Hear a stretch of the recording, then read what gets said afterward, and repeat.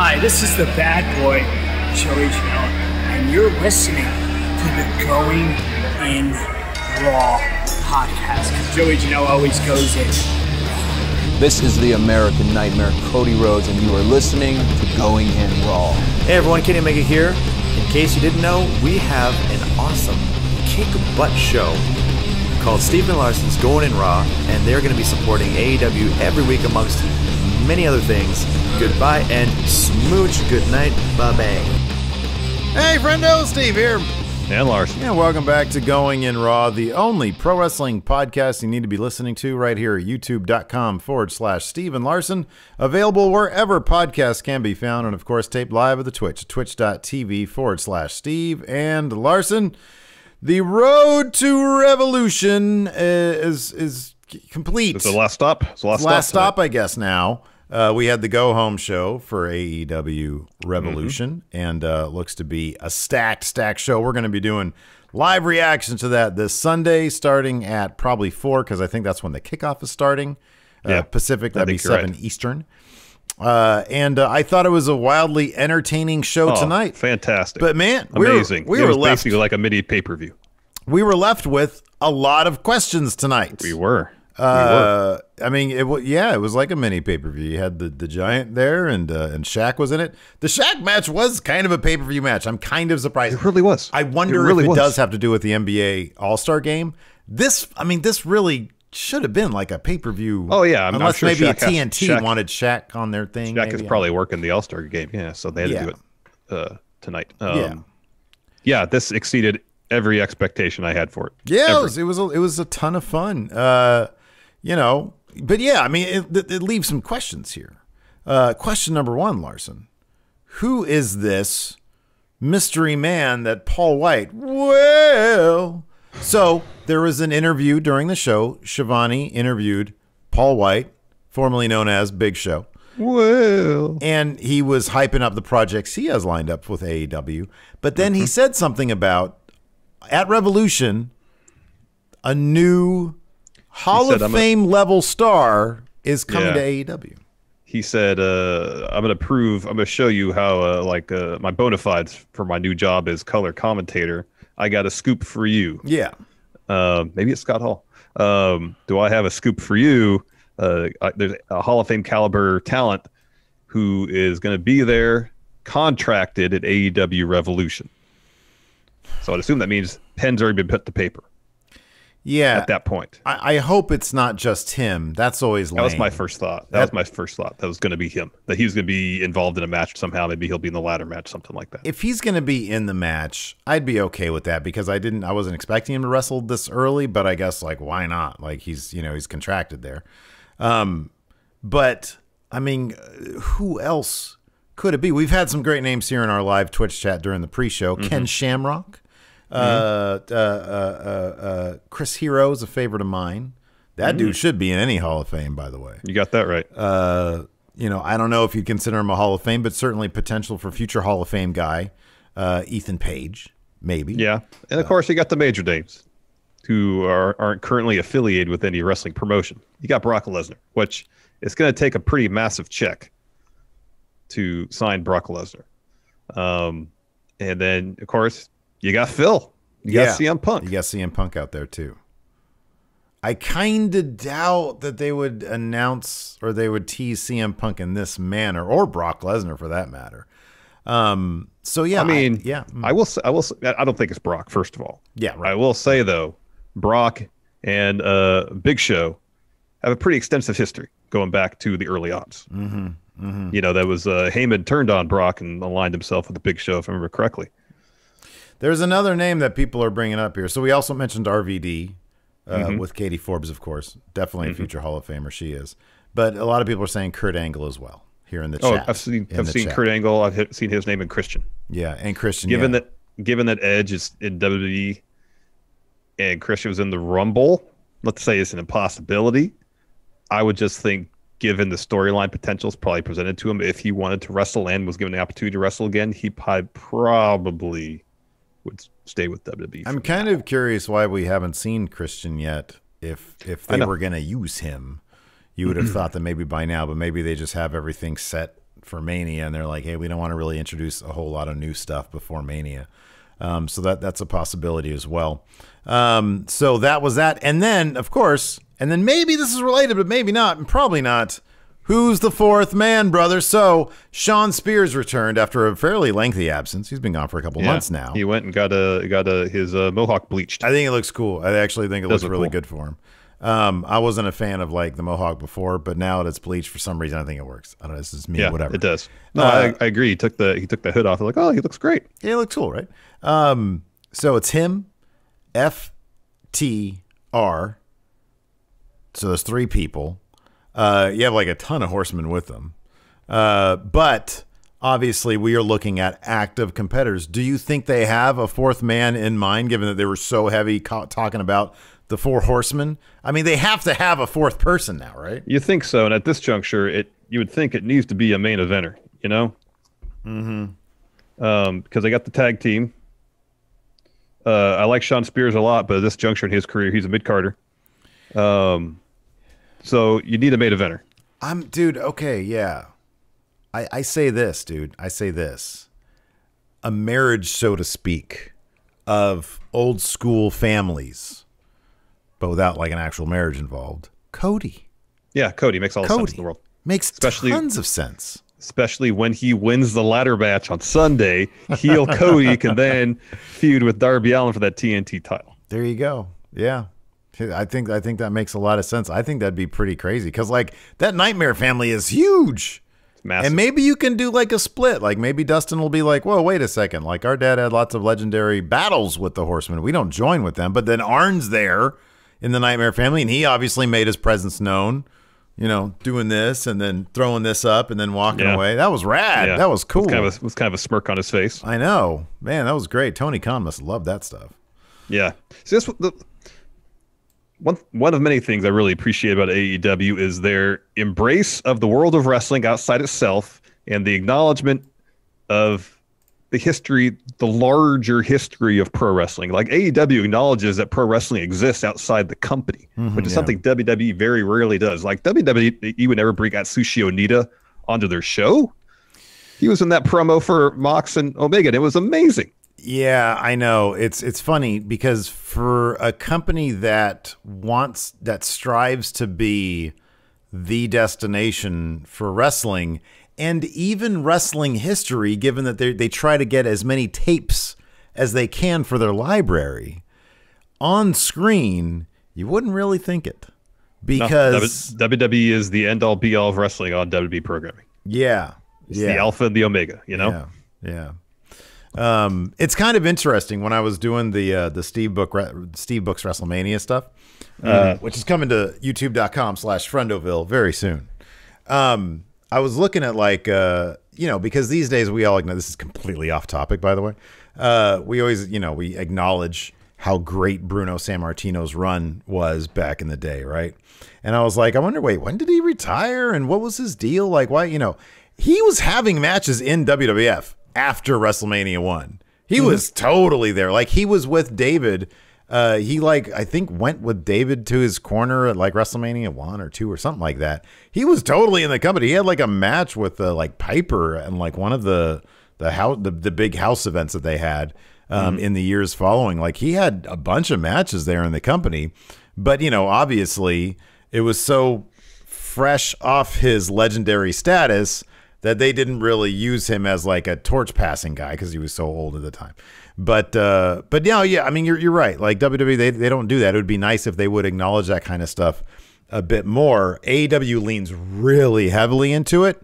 And I think it adds quite a lot to the product. It does. Well, I think from a storytelling perspective, in a cynical manner, you could say, oh, them reviving the Four Horsemen, they're just trying to cash in on the name value of it. But you have Tully involved. It's obvious that the FTR guys are very fond of him. Mm-hmm. It doesn't feel like a cheap cash in. It feels like, and this is something that's been rumored for months and months and months, and they've been slow burning this whole thing, and maybe it won't amount to anything. I don't know. Mm-hmm. But even though there's been rumors and such that there could be a new Four Horsemen, they have taken their time. They've here and there hinted at it. I think Cody's talked about it in interviews before. And granted, going back to an old legendary stable, it's not necessarily going to feel completely organic. They're doing their damnedest to make this feel relatively organic. Yeah, I know. I like that. I mean, seemingly Tony Khan has, in my mind, he's got like, a wall with a bunch of Post-it notes, like sticky notes on it with like stories that they kind of start. It's like, hey, you know what? Every once in a while he'll look at it. When can we pick this back up? And tonight, after Spears is gone for a long time, he comes back, helps out with this match. Tully gets the pin. That was great. And then it's like, okay. And then Arn comes out, throws up the 4. And then, gets everybody speculating. Some people here saying Nick Aldis as NWA champion would be an interesting other name, given that AEW is going to buy NWA soon. Well, there's one other mystery that we need to consider, too. How did Shaq disappear from the ambulance? So Tony Schiavone, unless there was like some production mix-up, they tried to like he was standing outside the wrong ambulance or something. I don't know. Where he was like standing outside an ambulance, about to give us an update on Shaq's health following that table spot, opens the ambulance and is empty. Yeah. I mean, that's got to be something. Is there somebody with magical powers who's going to debut on March 7th here? What's the Undertaker status? Oh, that's right. He's signed for like 30 years. Yeah, he's signed probably for the rest of his natural life. He's got one of those machinima contracts for 1 billion years. That shit? He's got a C-Corps contract. Yeah, he's got a billion-year deal. The Scientology shit going there. Oh, man, let's hop into this, man. We kicked off with Cody and Red Velvet versus awesome. Shaq and Jade Cargill. This was, like we kind of figured, this was set up for Jade Cargill it was sort of a showcase match for her, wrapped up in a celebrity showcase match. Shaq, who for some reason was having problems with his eyes early on, he was like crying at one point. Not actually crying. It looked like, I don't know what the deal is. Maybe we'll find out at some point. But Shaq's eyes, they looked like they were irritated. And like something had gotten in them. Maybe it was the wind blew the smoke from the pyro or something. You speculated that. Maybe, yeah. But and then at one point, I thought he might have been a little nervous. He's Shaq. He didn't get nervous. He comes out and like at one point his eyes started tearing up, but then he seemed to get a little bit looser once that issue was settled. But man, he started out just beating the crap out of Cody. Yeah. Jade comes in. Man, talk about somebody who looks like a superstar, man. She's throwing Red Velvet around. Does some push-ups. Red Velvet's really good. Yeah, Red Velvet's really good. She is. She's really good. I love the showboating. I love heels that showboat like this because she throws Red Velvet around, does some push-ups. At one point, she had the figure 4 locked on and she was flexing. That was great. At one point, Shaq is down near the... So Red Velvet tries a fun splash. She eats a fall-away slam instead. Pretty impressive spot from Jade Cargill. At one point, Shaq, he's down there on the floor and he sort of backs up and Austin Gunn like hits him with a chair. Shaq turns around just annoyed, like throws him over the barricade, and he throws somebody else. I forget who it was. I think it's another of Billy Gunn's kids. I thought the second person had last name of Gunn too. Oh, another Gun Club guy. Okay. Yeah, because they're Nightmare Family, I think. They're Nightmare Family. Yeah. So let's see here. Then we have so with all that going on, there's a big sort of, Cody goes down there, Jade goes down there, and then Red Velvet hits this huge moonsault off the top to the floor into everybody. That's when we get the figure 4 spot. But Red Velvet's able to reverse the pressure. Of course, then the pain goes back to the person who originally put on. Jade reverses the pressure back. It gets reversed back, exactly. And then Red Velvet sets up a couple tables on the outside. Shockingly, she is not the person to go through them, though, as usual wrestling convention would dictate.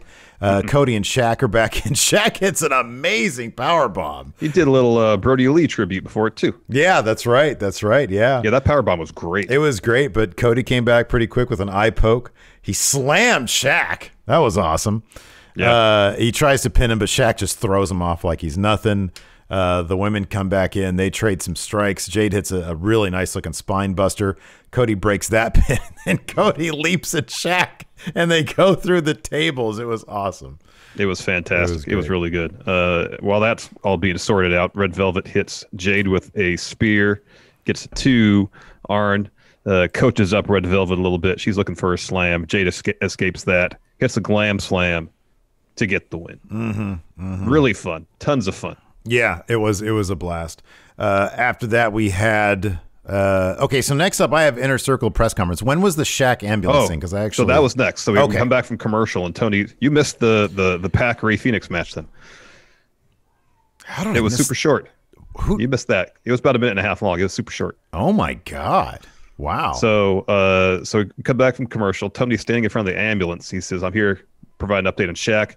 He's in this ambulance. EMTs loaded him into it. He opens the door, and it's absolutely empty. There's nobody inside. And no he was, EMTs, I'm nobody. assuming, so I actually missed this. Yeah. Was he weirded out by it? He was confused. Okay, good. Okay. I'm glad he didn't no-sell it. Okay, yeah, I didn't know if that was meant to be a story beat. Everything. Yeah, seems like it. It seems like it was. So then after that, we had a tag match. Pac Rey Fenix taking on John Skyler, who has been in NXT a few times, and I didn't catch the name of his partner. Anyways, about 90 seconds, Pac and Fenix absolutely demolished them. They didn't, like, the other team didn't get any offense off whatsoever. Pac hits a 450. Fenix follows with the driver to get the win. And then it's the Chris Jericho MJF press conference. Dash is hosting. First question, you can't really hear it. Yeah, and mic issues tonight.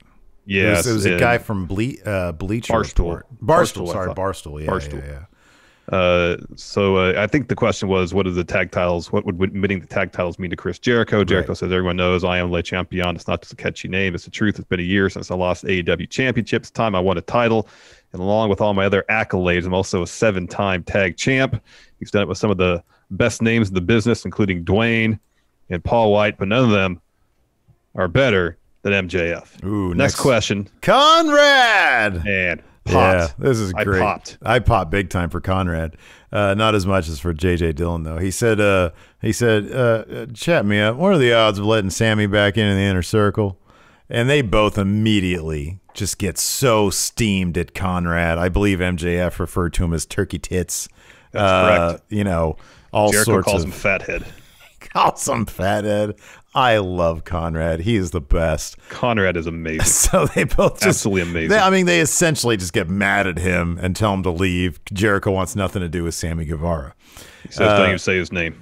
So Eric Bischoff is next from the 83 Weeks podcast. No, there's one other guy. Oh, yeah, yeah. Yeah, okay, yeah, you're right. Yeah. So he asked, why did you attack Papa Buck? Bischoff's question was kind of similar.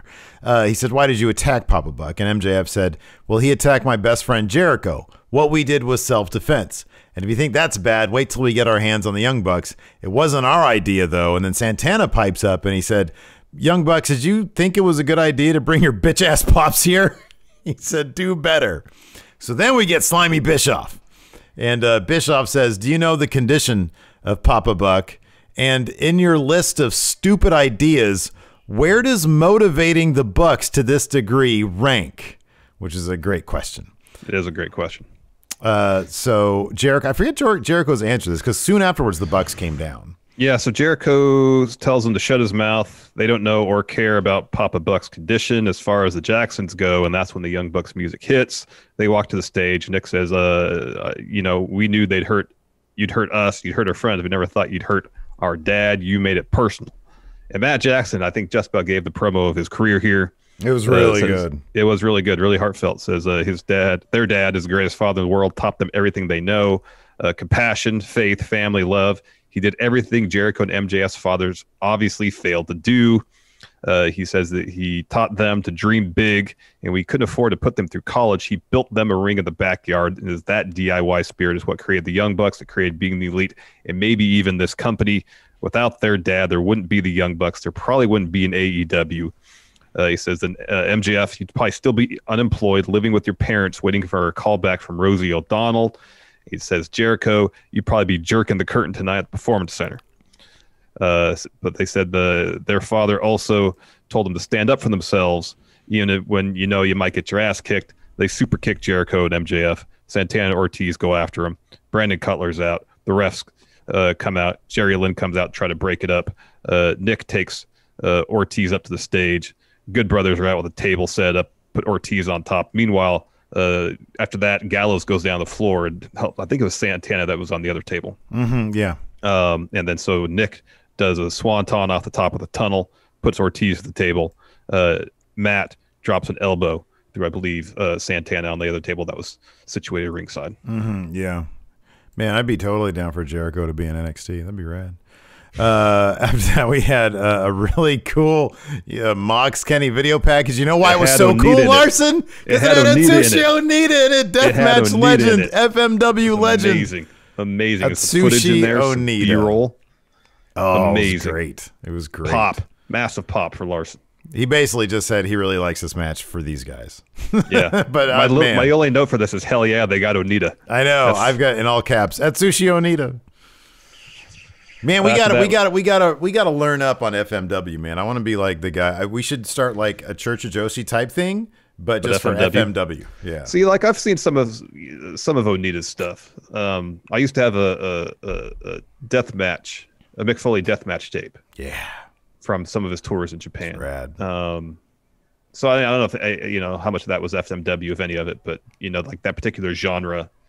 Not that I'm like super familiar with, but some of the names like Tarzan Goto, Onita, obviously, Leatherface, those are names I'm somewhat familiar with from that scene. We've seen a couple of them. We saw the sickle match. We saw the one where they had the casket match with the fire involved. That was it was just too much all the time. They just trying to do too much. They never stopped. Yeah. Just chill. Yeah, we need to get back. Given that we're like OG XPW fans, I feel like we need to get back to our deathmatch roots, man. I mean, I'm fine learning more about that. Yeah, sure. Yeah, and then we'll do watch-alongs for CZW deathmatch tournament of death or whatever they call it. What do they call it? Tournament of death, right? Yeah, tournament of death. Yeah. I don't know if my stomach can handle it these days. Yeah, no. So apparently Foley was just an IWA. I don't see anything on Wikipedia about him being an FMW. Nice. All right. After that, we had FTR and Tully, who came out with his NWA title and J.J. Dillon and a fancy suit. And then the Jurassic Express in a match. And this was a ton of fun because Tully looked like he was having the absolute time of his life. I mean, dude, how great is it? Tony Khan gives these old timers like so much proper respect.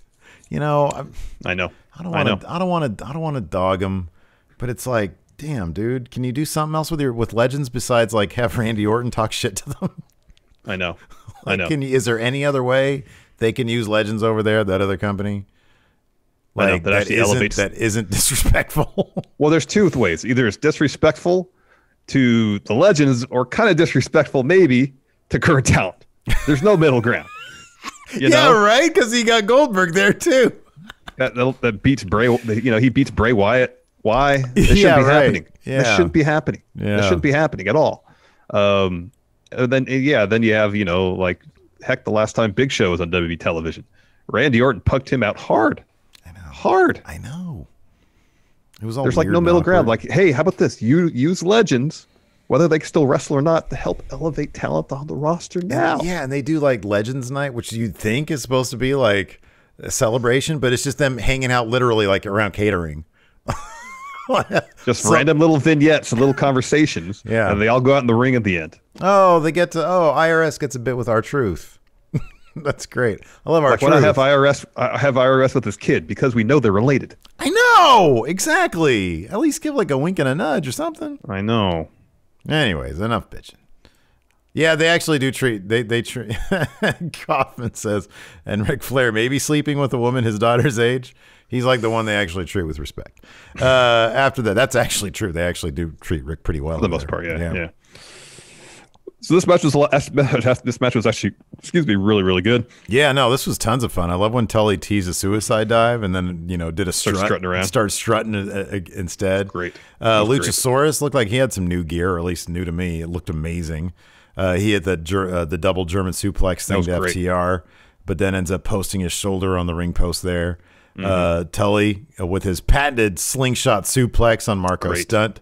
Lucha, he even took a bump here, not a back bump, but Luchasaurus hit a spin kick on Tully. He went down. Well, he teased the choke slam first. He's like, "Nah, I can't do it. I can't do that." To him. Right? Yeah. They hit Jurassic Express, hit the Thoracic Express for 2 on one of the FTR guys.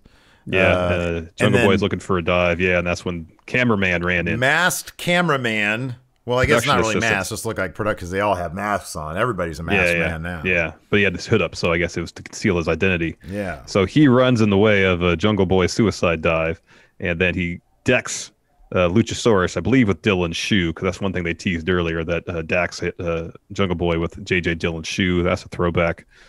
FTR and Tully hit that assisted pile driver to get the win. Tully pinned Luchasaurus in this match. Pinned Luchasaurus.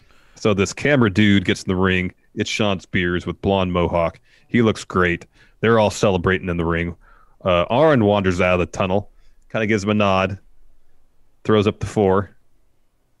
Yeah, smirks a little bit and walks away. Yeah, it was a nice little moment right there. It was. And Tully, gives him the horseman sign back, it looked like. So after that, so Shivani's kind of hanging out on the other side of the tunnel. He comes out for an interview with Paul Wight. When JJ Dillon walks by, he tells Tony it doesn't get any better than what you just saw, and Tony says, "Yeah, you don't get paid extra for saying that." That's pretty funny. Yeah, that was pretty funny. White Brownie here in chat brings up a good point. He says when Slater fought a bunch of legends every week, I remember people shout on them. Yeah, that was actually kind of cool. Like Sid coming out and squashing Slater, that was actually kind of cool. There was a story they were trying to tell with that. Yeah, exactly. It's just lately. I mean, that was like 5 years ago. That was a while ago. It was a while ago. So he introduces Paul Wight.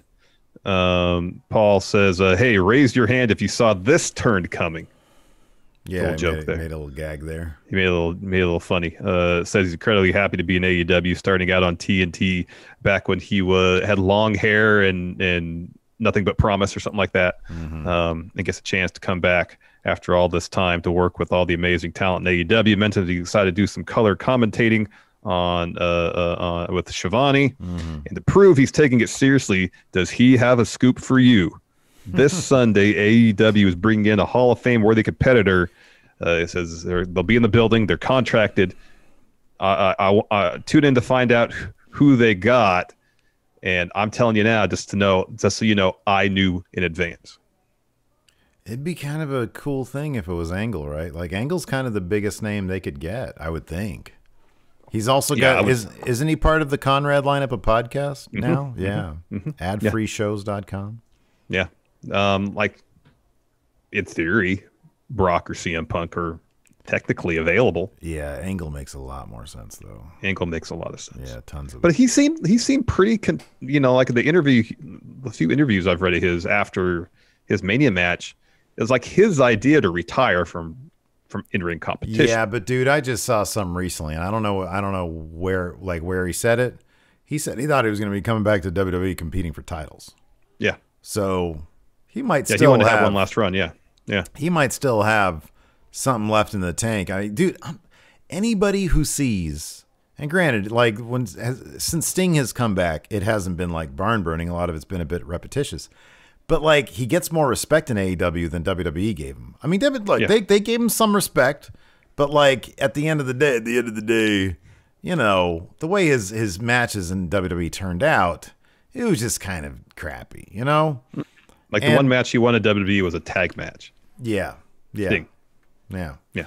And so I mean, you have to look at that kind of stuff as somebody who's, like a Kurt Angle and be like, man, that's like a place where I want to be. Maybe he sees what they're doing with Sting, and it's like, okay, I could do a couple cinematic matches a year.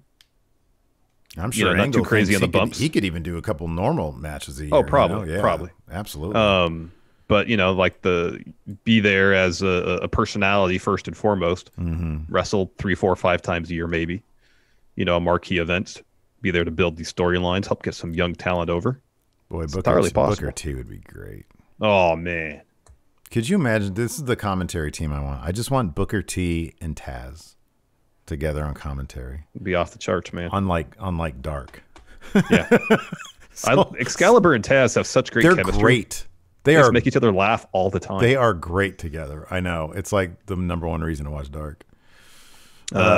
Next match. Oh, sorry. First, it's a recap of the women's tournament leading to the tournament final between Nyla Rose and Ryo Mizunami. Fun match. Oh, man. I was so hyped. I did not give Ryo Mizunami much of a chance here, But from the second she stepped foot in this tournament, oh, man, I was so happy to see that 3 count go down tonight. The finish saw her hitting a spear and a guillotine leg drop for 3, but man, what a match. I like how they referenced how she beat Aja Kong. Yeah, exactly. She tried to do the same spot where Nyla was on the outside, her head kind of against the apron. She hits the leg drop from the second rope onto the apron, looking for the count out win. Didn't work this time. That was great. Completely off topic. During the picture-in-picture, they ran a trailer for an Inside the NBA documentary. Did you notice that? No. It looked amazing. Oh, God, I want to see that. I know. How long has Inside the NBA been on? A while. Long time, huh? Ooh. Yeah, is that going to be All-Star Weekend? Is that this weekend? Maybe. I thought it said it was going to premiere after a game. I didn't note when it was going to premiere, but I want to watch it. Anyways, back to this match because it was really good. Yeah, they referenced the spot where Rio beat Aja Kong. Didn't work out. Nyla Rose looks for a beast bomb. Rio blocks it. Hits this great looking exploder suplex. Goes up top. Nyla goes up there. Hits a superplex for a 2. Rio hits a German suplex. Then the spear. And then you mentioned the top rope leg drop to get the win. Then this part was great. I love this. Sheeta gets in the ring, presents Rio with the trophy. They shake hands, and then Rio just forearms her. And Sheeta laughs. She laughs because she sells it, but then she laughs. She's like, "Oh, it's going to be like this, huh? This is going to be fun." And they start trading. Come on, hit me. Yeah. It was great. And then Sheeta comes out ahead there. That was fantastic. This match should be really, really good. I am so looking forward to this match. This is great. After that, we had a Sting interview, and he was talking about coming back. He thought he was ready, and then 2 weeks ago, he found out the hard way that he wasn't when Brian Cage power bombed him through that ring. Says, "Hey, Cage, I want to thank you for shaking off the rust. I feel like I'm ready for the street fight." Out walks Ricky Starks. He says every week they've been going back and forth, and last week he saw Sting tear this ring up, showed some fire, and Starks says, "I'm mad enough to admit that Sting still has it, but I still stand behind what I said. You're no icon." And he slaps Sting. Sting decks him, hits him with a splash in the corner, locks on the Scorpion Deathlock. Powerhouse Hobbs and Hook get in the ring. They pull Starks out. Cage comes out too. Well, he's pulling up his pants constantly. He's looking to hit Sting with another power bomb. Darby runs out, hops on Cage's back. When that happens, his pants just kept on falling off, basically. I was so distracted by Cage trying to pull his pants up. Hey, Cage. Nobody wants to see a knot. So Sting hits Cage with a splash. Darby follows missile drop kick. Team Taz flees. Nobody needs to see a rusty sheriff badge. Oh, man. You know what I really appreciate about that is that they had Ricky Starks come out, not Taz. Giving him more time in the spotlight because he's going to be a massive, massive star. You got that right. After that, we had El Numero 10 versus Max Caster. Caster's a clever rapper, but sometimes like his raps are a bit on the tacky side. Like he made that reference about Lady Gaga's dog walker. That's messed up, man. Yeah. That fool got shot. Yeah. That's messed up. Yeah. Anyway, I know he's a bad guy. I get it. He's a bad guy, but still. But it's kind of tacky. A little bit. Scorpio Sky was on commentary, definitely with a new attitude. Yeah, man. Love that new attitude. At least he's not just fun-loving now. He's got a new attitude. He's definitely healing up a little bit on commentary. Does that change your pick at all as far as who's winning that ladder match, Steve? Everybody dies. There's more than one royal family in pro wrestling, Steve.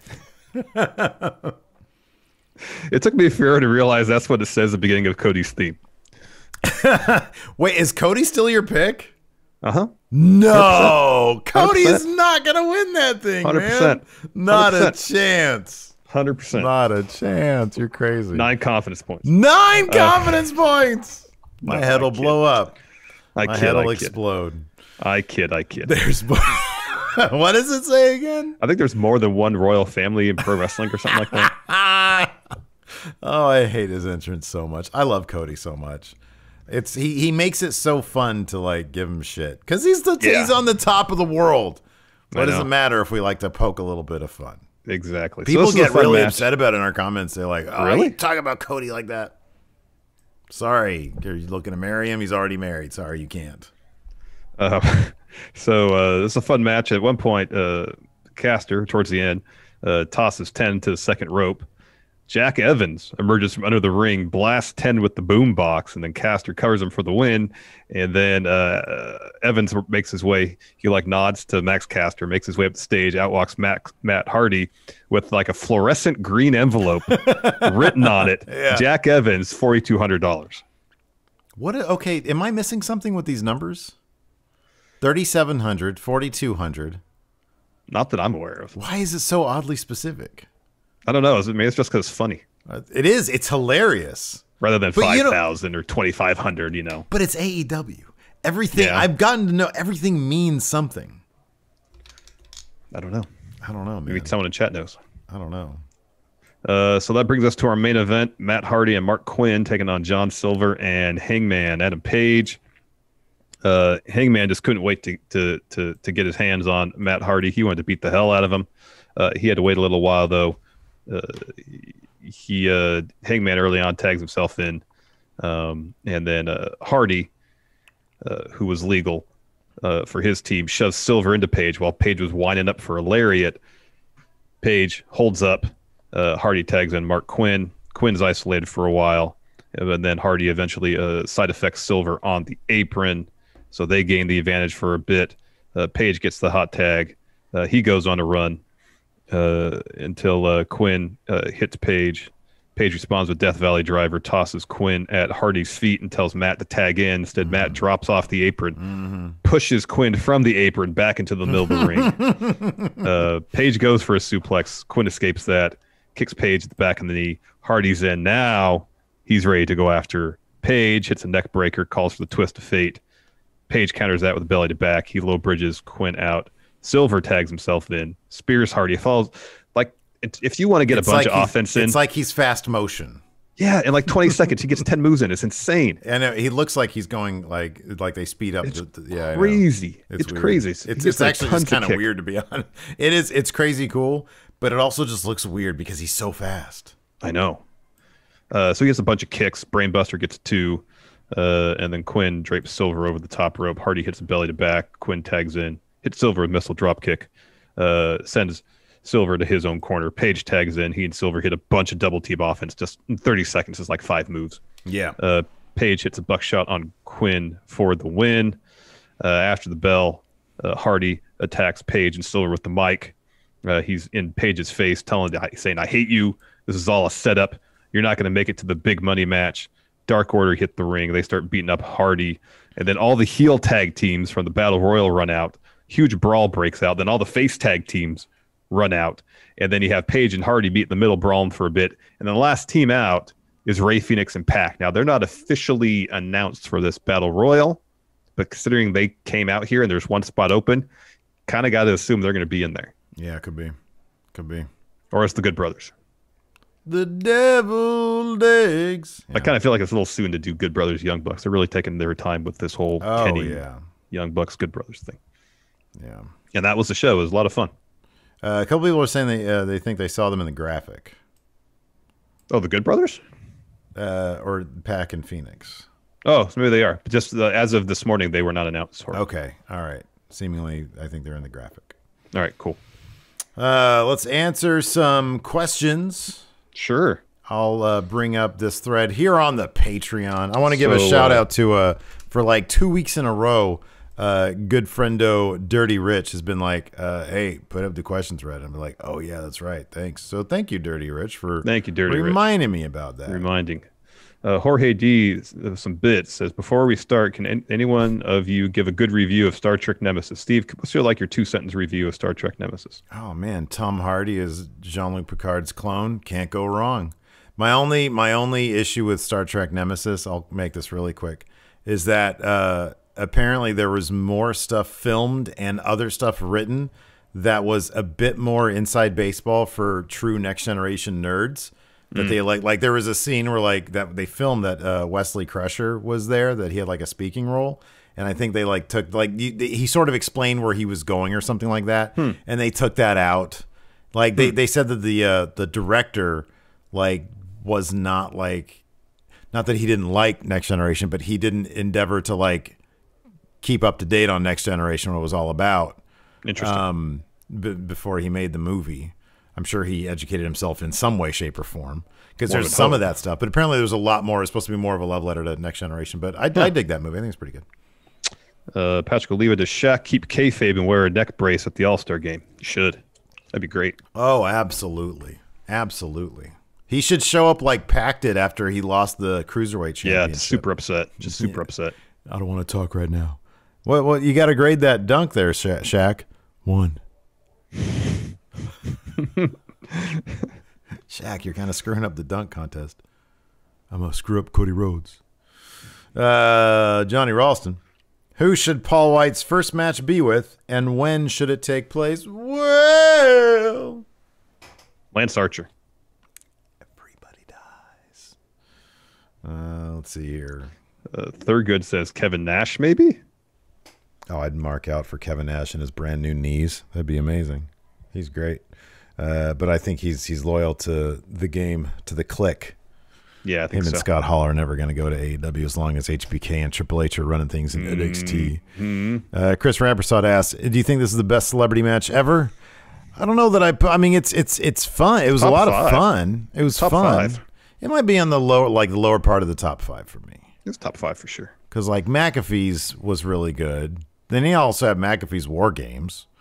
You have D'Angelo Williams and Impact. D'Angelo Williams and Impact. You got Stephen Amell at All In, or Stephen Amell at SummerSlam, although probably All In was better.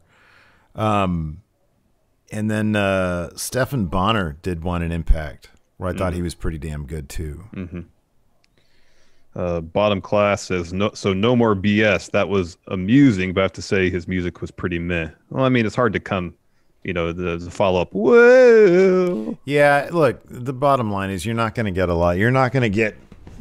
I do feel like they need to step up their theme music game in AEW. There are some bangers in AEW, but they're kind of few and far between. Now, this is a good idea. Uncanny Ironfish says the fourth man is Darby Allin. Sting always gets turned on by the Horseman. Yeah, that's true. I saw that earlier too. People were noting that was Dark's theme music. Oh, gotcha then. All right. I hope they give him something very special. That starts off with, but who loves Paul White? No more BS. No more BS tonight. All right, let's see here. Dog Authority figure, Power Rank Jericho's top 5 tag partners from any promotion. All right, so Lance Storm, number 1. Lance Storm's number 1. I was gonna go Lance Storm, Thrill number 1. Seekers, number 1. The Thrill Seekers, yeah. Got The Rock. Yeah, Dwayne. Big Show. Didn't he win the tag titles with Christian? Yes. Or at least he was tag partners with Christian. And then, of course, what was it, Y2AJ Styles or whatever it was? Yeah, Y2AJ, yeah. Y2AJ, that lasted like 10 about days. 3 weeks. Yeah.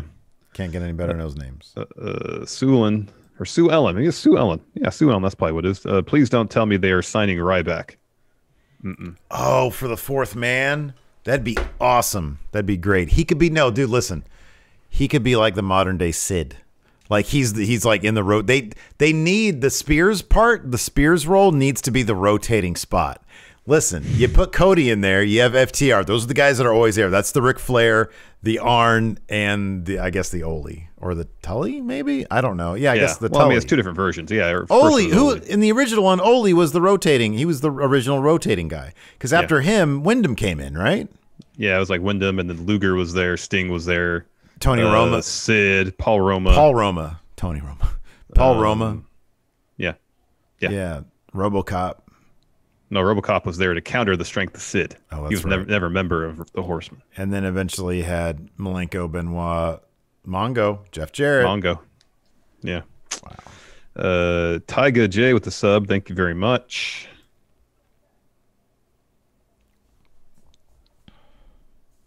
Yeah, you definitely need the all right, Hip Hop Hippo says here, Church of Joshi thing for FMW would be great. I don't know anything about it. Love to learn about something new. If we can find a good source of that stuff, heck yeah. Yeah, be great. Nicholas Price. Well, that's his YouTube. That's his YouTube. I mean, if there's good quality stuff we can watch, sure. As long as people can squint and sort of figure out what's going on, it'd be great. Nicholas Price. Tony Khan decides to do another Stadium Stampede. Ooh. Which two factions would make the most fun match? The Dark Order's got to be in there. Yes. At this point, the Dark Order is just so chock full of personality. You have to have the Dark Order. Well, I guess it'd be Dark Order versus Matt Hardy, Private Party, and TH2. Imagine Jack Evans doing all sorts of crazy stuff in the stadium. Yeah, that'd be crazy. That'd be rad. I'd like that a lot. How about this? What about this? The Dark Order versus the Japan side of the women's tournament. I'm telling you, you got to watch that 6-man tag, the 6-woman tag. It was phenomenal. And if you, that would be that crew right there, those 6 women would be amazing in a Stadium Stampede. That'd be pretty cool. That'd be pretty cool.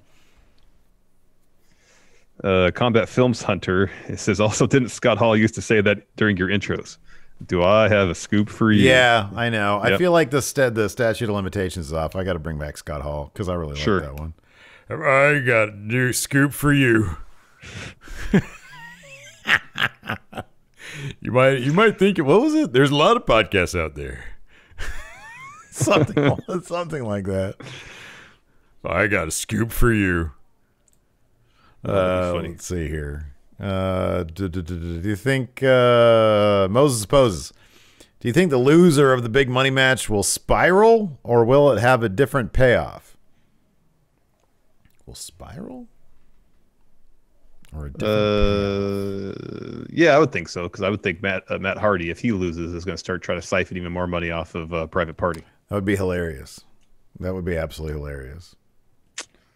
Jonathan, what if the other former Horseman, Sting, brings in Darby in the Flair role with Tully's group of Spears and FTR as the other 3 new Horsemen? Who's the Flair? Darby? Darby.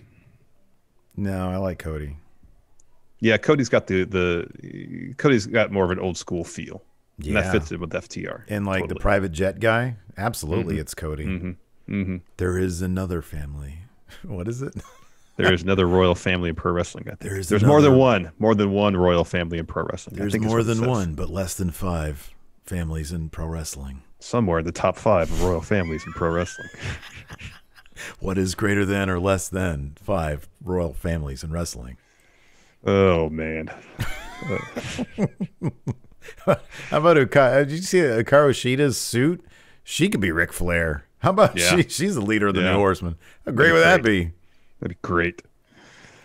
Geo Gant art, a Hall of Fame worthy wrestler sounds like a wrestler not currently the Hall of Fame. He was, Hall of Fame caliber wrestler or something like that. He said. Like how when they say Hall of Fame, they're referring clearly to the WWE Hall of Fame. WWE one, I know. I wish they should be referring to the Going in Raw Hall of Fame. Totally. Cal, they're bringing in Cal. 2-time inductee Cal Jack.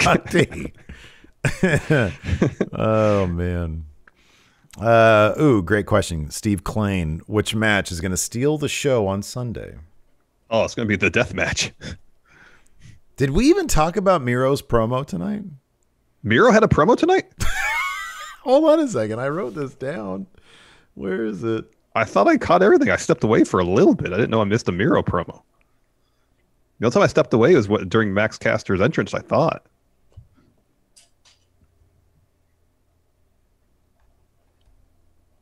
What the hell? There was a Miro promo last There he week. is. Okay, it was after 10 versus Max Caster. How would I miss that? It was quick. It was very quick. It wasn't in the ring. It was a video. And it was just everyone who wants Miro to stop playing games will get their wish. Like he talked a little bit longer than that, but it was all pretty generic stuff. He was trying to be serious Miro. Yeah. All right. Phoenix Down asks, what's Jeff Hardy's contract situation like? He just re-signed, I think. Oh, yeah, here we go. Maggie has the larger quote. Thank you, Maggie. He said he was going to give the people what they want, and he was going to get serious, and then he spoke in Bulgarian. Okay. And he said, game's over. Okay. Well, hopefully he and Kip lose. Kip eats that pin. He turns on Kip. Yeah, exactly. He's not playing games with Kip anymore. Yep. Bottom class says, so how many face heel turns can Paul Wight knock out in AEW before he retires? I think he's probably going to try to buck that trend. I think he's probably going to just play it straight. I mean, he already kind of poked fun at it tonight. So, let's see. We talked about that. Sorry, the way this is phrased is funny. Tim Killer Whalen says, why did it look like Shaq was crying the whole match? He literally did have tears at one point. I think his eyes were irritated at something. I don't know what it was. Lots of wind out there. Flat says, respectfully, if the new Horsemen are going to be a top heel stable, it has to be Kenny leading it. No, man. Cody can be a bad guy. People loved Ric Flair anyways. He was the guy that all hated, loved to hate. And that's kind of us with Cody. The Rain Trigger. Which AEW wrestler do you think will be the first to join a New Japan faction? Ooh, that's a great question. That is a great question. An AEW wrestler is going to be the first to join a New Japan faction. I want to see Matt Hardy join Taguchi Japan. Oh, that's actually good. I like that. I want to see Hikaru Shida join Los Ingobernables. Ooh, that's good. Yeah, because she had that Naito suit on. Yeah. Adrian C. with a bold prediction. If Larson picks Cody, Steve wins predictions. I kind of feel like that's going to be the case. Everybody dies.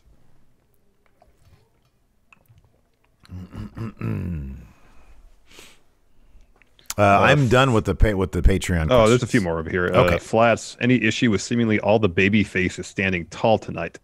It gave me a bit of pause as far as go home math, because Sting and Darby stood tall, Young Bucks stood tall. Oh, Matt Hardy totally stood tall though. Yeah, when it came to the one-on-one, he's totally losing that match. Oh yeah, totally. The Young Bucks and Inner Circle, I have a hard time believing Inner Circle is going to win that match. Yeah, same here. A real hard time, but at the same time, they didn't really get their revenge for Papa Buck on. But man, I don't know. That's a really good point. Like if the idea of Santana getting on the mic was, I'm the guy who masterminded the Papa Buck attack, then the Young Bucks' motivation now, their goal is to get the guy who got their dad. Mission accomplished, because they put them through tables. At that point, like now they're not really that motivation, that story beat has been told. Maybe. Well, I mean, tonight, because it was Santana's idea, so he got put through a table, he and Ortiz, but the ones who actually executed the plan, Jericho and MJF, really haven't got their full comeuppance yet. Yeah, and they don't cut a promo like that and then lose at the next pay-per-view. No.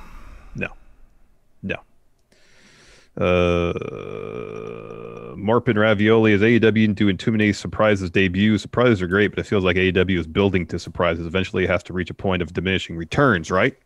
There's only so many surprises you can have. Yeah. They look in a couple of years. It's going to be interesting in a couple of years when more WWE contracts come to pass. I was thinking about this tonight. One guy that we've always said is going to be thoroughly WWE for life, Seth Rollins. Hasn't he done like everything there? And seems this whole look, the Embrace the Vision stuff is great. It's not the weightiest thing in the world.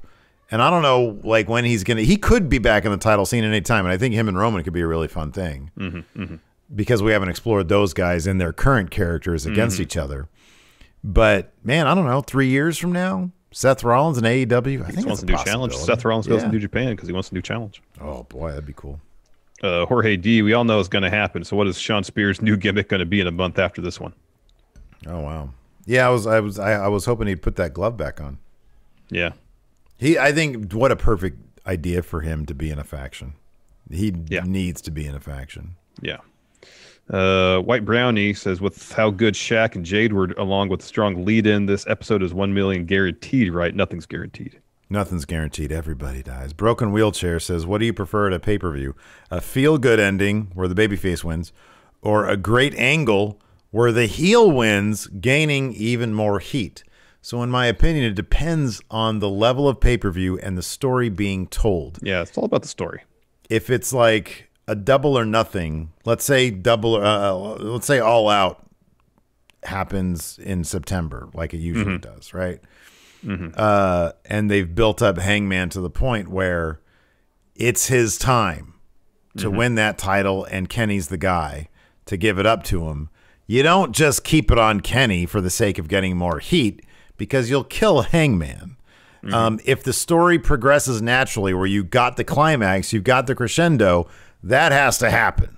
Yeah. So it all depends on the story being told, and to a degree, the level. Like if All Out is their WrestleMania, if that's established as their big show, well, then I think you give them, you send them home happy. Yeah, it all depends on the stories they're telling. Adrian C. Power Rank NBA player wrestling performances: Rodman, Malone, and Shaq. Well, Shaq's number one. I thought he had the best performance of the three of them. I'd probably go Shaq, Rodman, Malone. I would probably go what? Rodman above Malone. Remember, Malone was pretty damn good. I would have gone a diamond cutter. I'd go Malone number one, Shaq number two, and Rodman number three. Yeah, I think Shaq went through a table, dude.